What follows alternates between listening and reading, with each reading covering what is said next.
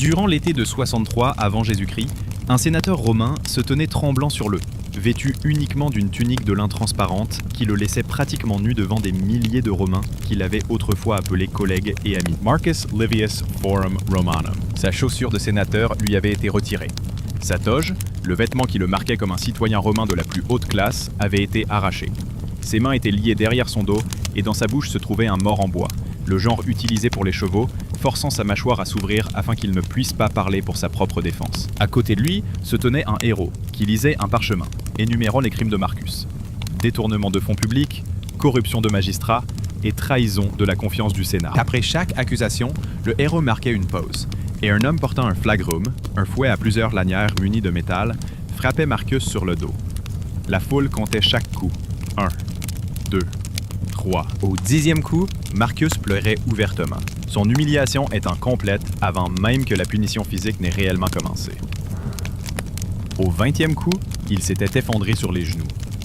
Au 30e, il suppliait de manière incohérente à travers le mort dans sa bouche pour une miséricorde qui ne viendrait pas. Marcus Livius a survécu à ce jour. Le passage à tabac n'était pas conçu pour le tuer. Il était conçu pour détruire quelque chose de bien plus important que son corps. Il était conçu pour détruire sa dignitas, son honneur, son existence sociale en tant qu'homme romain de rang. Et il a complètement réussi. En l'espace d'une semaine, Marcus s'était suicidé.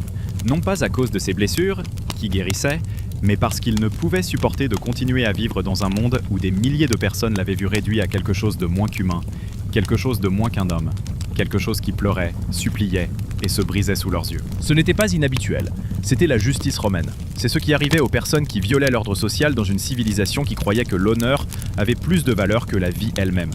Elle croyait que l'humiliation était une punition plus efficace que l'exécution. Elle croyait que la destruction de la réputation et de la dignité d'une personne était la forme de justice la plus complète disponible. Ceci est l'histoire des pires humiliations publiques de la Rome antique. Ce ne sont pas les morts propres que vous voyez dans les films, la noble chute sur l'épée ou les empoisonnements dignes. Ce sont les punitions conçues spécifiquement pour dépouiller une personne de tout ce qui faisait d'elle une romaine, de tout ce qui lui donnait identité, statut et humanité.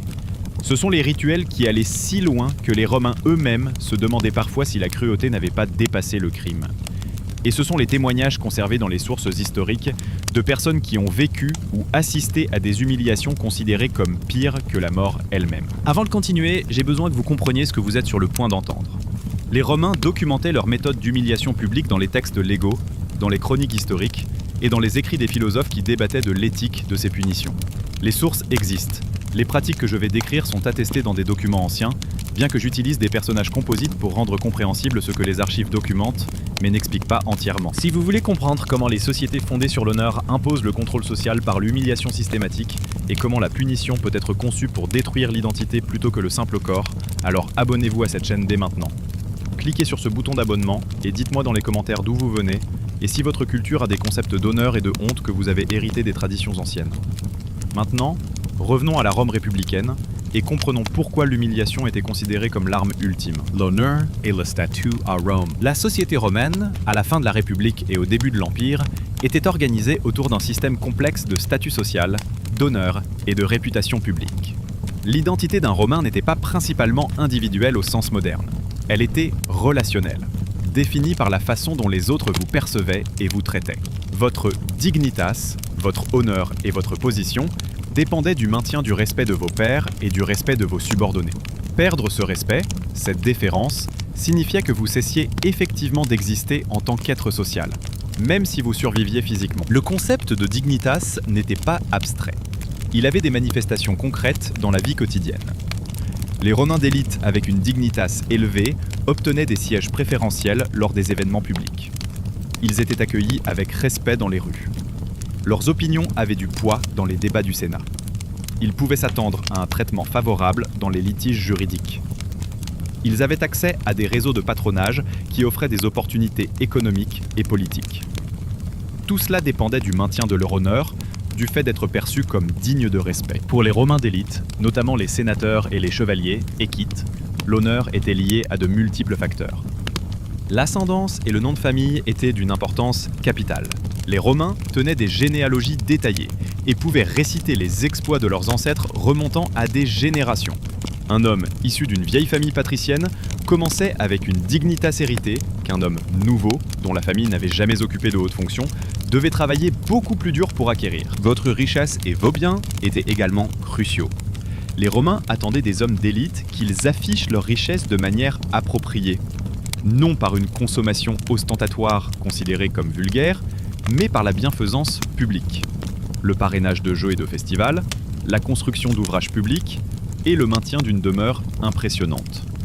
Un sénateur tombant dans la pauvreté perdait sa dignitas, quelle que soit son origine familiale ou ses réalisations passées. Vos exploits militaires et votre service public ajoutaient à votre honneur.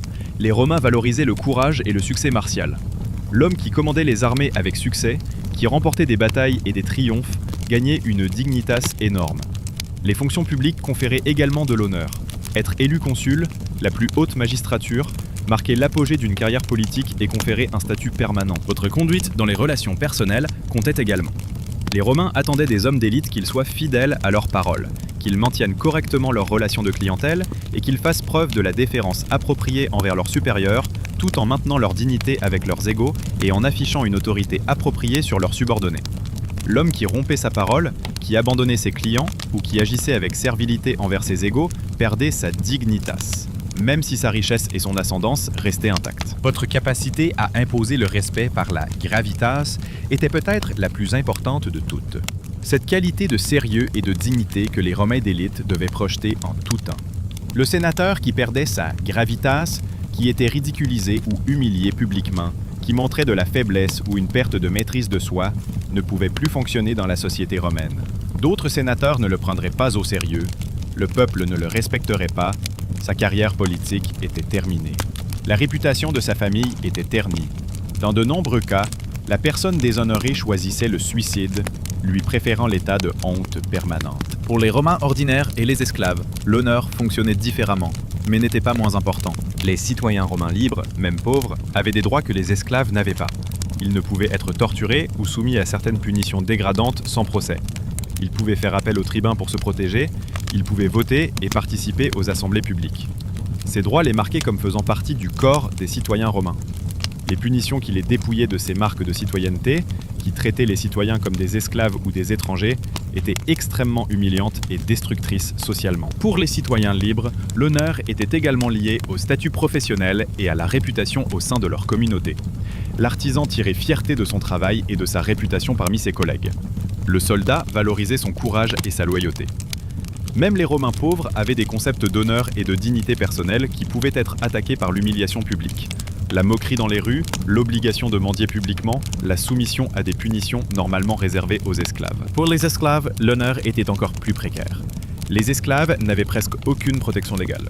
Ils pouvaient être battus, torturés, violés de diverses manières ou tués à la discrétion de leur maître avec des conséquences légales minimes. Les punitions conçues pour humilier les esclaves, pour les faire se sentir inutiles et brisés, étaient considérées comme plus efficaces pour maintenir le contrôle qu'une simple violence.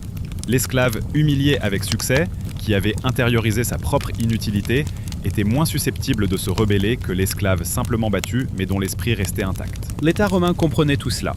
Le droit et la coutume romains avaient développé des systèmes de punition élaborés, conçus non seulement pour infliger de la douleur ou causer la mort, mais pour détruire l'honneur et la réputation de manière à servir de dissuasion et de démonstration publique de la puissance de l'État. Ces rituels d'humiliation servaient simultanément à plusieurs fonctions. Ils punissaient les individus qui avaient violé les normes sociales. Ils renforçaient les hiérarchies de la société romaine en montrant ce qui arrivait à ceux qui défiaient ces hiérarchies. Ils fournissaient un divertissement pour les masses qui aimaient regarder la chute des puissants ou la souffrance des criminels et des esclaves. Ils créaient des expériences publiques partagées qui liaient les Romains entre eux par le témoignage collectif de la justice en cours d'exécution. La punition de la tunique, de la honte et du fouet public. La première punition que nous devons examiner est ce que les sources appellent la tunica molesta, tunique de détresse ou de honte, combinée à la confession publique et au fouet. Elle était principalement utilisée contre les hommes d'élite qui avaient trahi la confiance publique, en particulier les sénateurs et les magistrats reconnus coupables de corruption, de détournement de fonds ou de trahison. La punition n'était pas l'exécution. C'était la destruction systématique de l'honneur par un rituel en plusieurs étapes qui dépouillait le coupable de toute marque de statut d'élite et la remplaçait par des marques de honte. Laissez-moi vous parler de Marcus Livius, le sénateur mentionné en introduction. Marcus est un personnage composite, basé sur plusieurs cas documentés de sénateurs ayant subi des humiliations similaires à la fin de la République. Son histoire combine des éléments de sources multiples pour illustrer le fonctionnement pratique de cette punition. Marcus était sénateur depuis 15 ans. Il avait commis des erreurs qui allaient finir par le détruire. Il avait accepté des pots de vin et détourné des fonds destinés à la distribution de céréales aux pauvres. Lorsque ces crimes furent découverts, il fut jugé et reconnu coupable. La punition prescrite par la loi n'était pas la mort. C'était une humiliation publique conçue pour avertir les autres sénateurs. Elle commença par la convocation de Marcus au Forum romain le jour du marché. Une foule immense. Le dépouillement des marques de statut. Alors que Marcus arrivait, un héros lut le verdict, annonçant qu'il était dépouillé de sa dignitas et soumis à la correction publique. Des serviteurs s'approchèrent et lui arrachèrent sa toge, symbole de son rang. Puis lui retirèrent ses chaussures sénatoriales, les calceilles en cuir rouge. Le sénateur fut réduit à l'état de simple citoyen. Mais cela ne suffisait pas. Les serviteurs lui firent enlever sa tunique et enfiler la tunica molesta, tunique de la honte. Ce vêtement était en lin fin, presque transparent, exposant son corps à tous les regards. Pour un homme d'élite, cette exposition involontaire et publique, notamment devant les subordonnés, était profondément honteuse et dégradante. La confession forcée et le fouet. Ensuite, Marcus fut obligé de lire un parchemin contenant sa confession, une liste détaillée de tous ses crimes, qu'il devait prononcer de sa propre voix devant des milliers de témoins. L'humiliation était totale. Il était forcé de participer à sa propre destruction. Sous les moqueries de la foule, Marcus fut ensuite conduit au poteau de flagellation. On lui lia les mains au-dessus de la tête, le forçant à se tenir sur la pointe des pieds. On lui inséra un mort en bois dans la bouche, le réduisant à des grognements inarticulés, incapable de plaider. Le héros annonça que Marcus recevrait 30 coups de fouet, flagrum. Un homme expérimenté commença à frapper. Le fouet déchirait la tunique et la chair. Au 10e coup, Marcus pleurait. Au 20e, il s'affaiblissait. Au 30e et dernier coup, son corps s'effondra, ne tenant que par les cordes. Le plus honteux survint lorsque Marcus perdit le contrôle de sa vessie. Cette perte de maîtrise de soi, opposée à la virtus romaine, fut l'achèvement de son humiliation. La rampe finale et les conséquences. Après le fouet, les serviteurs coupèrent Marcus, qui s'effondra au sol. Puis vint l'humiliation finale. Il fut contraint de ramper sur ses mains et ses genoux comme un animal à travers le forum, sous les moqueries, les crachats et les immondices lancés par la foule. L'image de Marcus rampant, ensanglanté et souillé serait le souvenir durable que les Romains associeraient à son nom. Marcus survécut physiquement, mais sa destruction sociale était irréversible. Les autres sénateurs l'évitaient, son épouse demandait le divorce et ses enfants subissaient les moqueries. Incapable de supporter de vivre dans la honte permanente, Marcus se suicida 7 jours après la flagellation. La mort lui fut préférable au déshonneur. Son nom devint une mise en garde. Ne faites pas comme Marcus Livius. Ne trahissez pas votre position pour finir sous le fouet. Les rituels d'exécution du Culeus. Permettez-moi de vous parler maintenant d'un rituel d'humiliation plus élaboré. La cérémonie préparatoire précédant l'exécution du Culeus. Le Culeus était la méthode romaine la plus célèbre pour exécuter les parricides, ceux qui tuaient leurs parents ou proches. La punition consistait à coudre le condamné dans un sac en cuir avec un chien, un coq, un serpent et un singe, puis à jeter le sac dans le Tibre pour le noyer. L'exécution du Culeus était précédée d'un processus systématique de plusieurs jours d'humiliation, conçu pour briser le condamné avant sa mort. La parade du masque animal. Prenons l'exemple de Gaius Publicius, un personnage composite qui fut condamné pour avoir tué son père. L'exécution était prévue 3 jours plus tard, consacrée au rituel d'humiliation. Les premiers jours, Gaius fut déshabillé et forcé de porter des sabots de bois, chaussures d'esclave, et un masque fait de peau de chien recouvrant son visage, le réduisant à une créature hybride, à moitié homme, à moitié bête. Gaius fut alors promené en procession dans les rues de Rome. Un héros marchait devant lui, annonçant son crime. Gaius Publicius, parricide, condamné au Culeus pour le meurtre de son père. La foule hurlait, crachait et jetait des ordures sur Gaius, dont le masque n'empêchait de se défendre ou de voir clairement. Le traînage forcé et la dénégation d'identité. Le 2e jour, Gaius fut obligé de traîner le sac en cuir qui serait utilisé pour son exécution à travers le forum romain. Cette lutte physique avec le sac servait de prélude et de divertissement. Ensuite, Gaius fut forcé de se prosterner devant une statue de son père assassiné, installée temporairement sur le forum. Un prêtre annonça la formule solennelle « Cet homme n'est plus romain, Cet homme n'est plus un fils. Cet homme n'a plus de famille, plus de nom. Nous l'effaçons des registres de sa famille comme s'il n'était jamais né. Ce dépouillement rituel était crucial. Le criminel était déclaré non-personne, déchu de son identité et de ses relations avant la punition. L'exécution finale. Le 3e jour, Gaius fut conduit au fleuve Tibre. Son masque fut retiré et il fut dépouillé de ses vêtements. On le jeta de force dans le sac avec le chien, le chocoque, le serpent et le singe. Le sac fut cousu et jeté du pont dans le Tibre. Pendant quelques minutes, des bruits étouffés de cris et de luttes furent audibles, tandis que Gaius et les animaux paniqués se battaient dans le noir. Lentement, le sac coula. Gaius Publicius était mort, noyé dans l'obscurité, sans sépulture. Le Culeus était un puissant moyen de dissuasion, transmettant un message barbare. Voici ce qui arrive aux fils qui manquent de respect à leur père. L'humiliation basée sur le genre.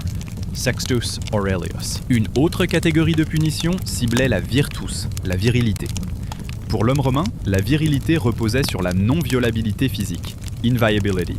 Un homme ne devait jamais être le récepteur passif d'actes suggérant la domination ou la soumission. Prenons l'exemple de Sextus Aurelius, un centurion, officier militaire, condamné pour lâcheté au combat. Son échec en tant que soldat et homme romain exigeait une punition conçue pour le dépouiller de son honneur masculin et l'efféminer avant de le tuer. L'effémination comme punition. Sextus fut rassemblé devant sa légion pour assister à sa propre déchéance.